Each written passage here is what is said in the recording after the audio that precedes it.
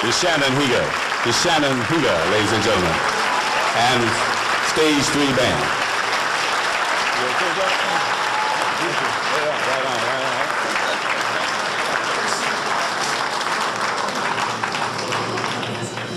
Whew, jazz, huh?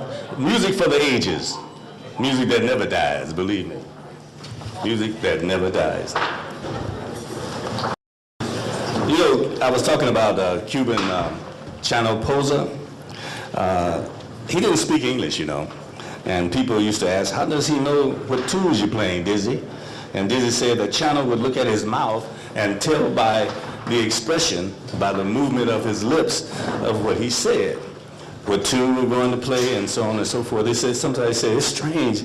He said, how do you and Dizzy converse? They asked Chano, and Chano said, Dizzy knows no peaky panty, I know peaky English, but we both speak African.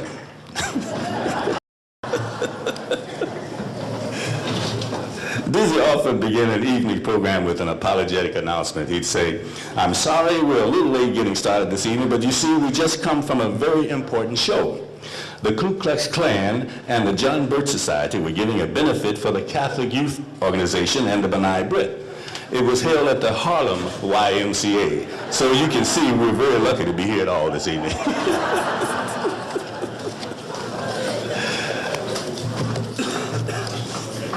Okay, we're moving along pretty smooth here. So far, so good. I've only stumbled 10 times. Okay, we had our night in Tunisia, and now it's time for our slide presentation. The next contribution to the jazz intersection comes from Iolani's African American Studies class. And I found out from Mr. Motor that this is the only African American Studies class in schools here in Hawaii. It is a collage of music, photographs, words, and voices. The music is John Coltrane's blues legacy, and most of the words you'll hear spoken by our students are those of W.E.B. Du Bois, from his classic turn-of-the-century book on Black life in America, Souls of Black Folk. You'll also hear short solos from Thomas Jefferson and Ralph Ellison, and a coda by President Barack Obama. The photographs that you'll see come largely from a collection that Du Bois displayed at the 1900 Paris World Exposition. We hope you enjoy it.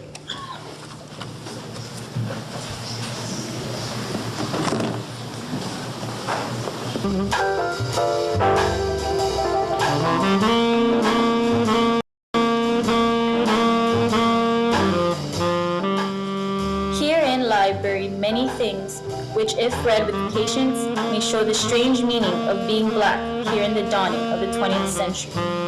For the problem of the 20th century is the problem of the color line. W.E.B. Du Bois.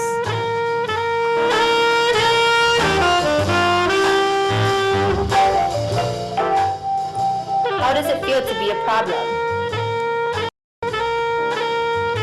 Then it dawned upon me with a certain suddenness that I was different from the others, or like mayhap, in heart and life and longing, but shut out from their world by a vast veil. The Negro is a sort of seventh son, born with a veil, and gifted with second sight in this American world, a world which yields him no true self-consciousness, but only lets him see himself the revelation of the other world.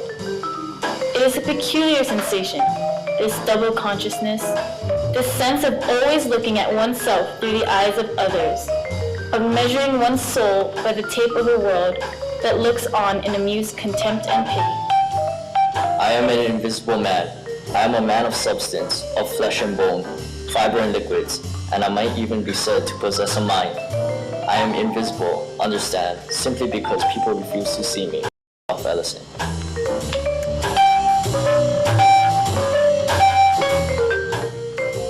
To be a poor man is hard, but to be a poor race in a land of dollars is the very bottom of hardships.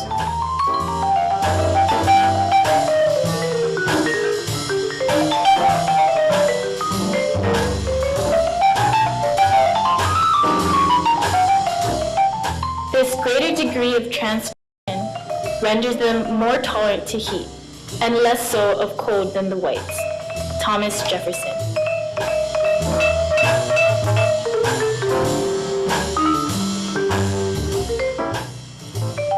question then comes, is it possible and probable that 9 millions of men can make effective progress in economic lines if they are deprived of political rights, made a servile caste, and allowed only a meager chance for developing the exceptional men?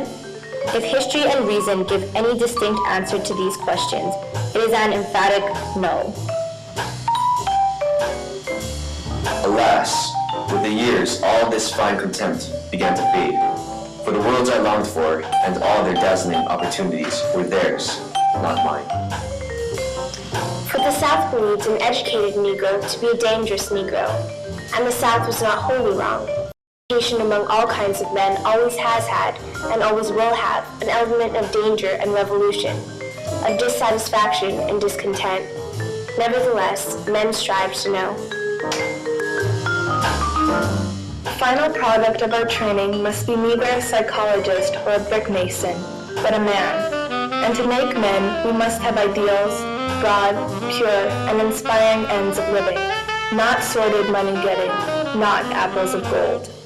Negroes must insist continually, in season and out of season, that voting is necessary to modern manhood, that color discrimination is barbarism, and that black boys need education as well as white boys. Back of this more formal religion, the church often stands as a real conserver of morals, a strengthener of family life, and the final authority on what is good and right. The power of the ballot we need in sheer self-defense. Else what shall save us from a second slavery? Blood has a message for the world. He simply wishes to make it possible for a man to be both a Negro and an American, without being cursed and spit upon by his fellows, without having the doors of opportunity closed roughly in his face.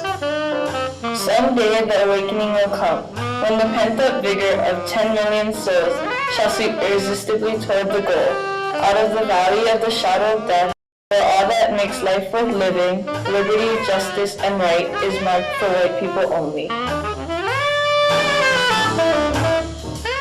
This is the meaning of our liberty and our creed, why men and women and children of every race and every faith can join in celebration across this magnificent hall, and why a man whose father less than 60 years ago might not have been served at a local restaurant can now stand before you to take a most sacred oath.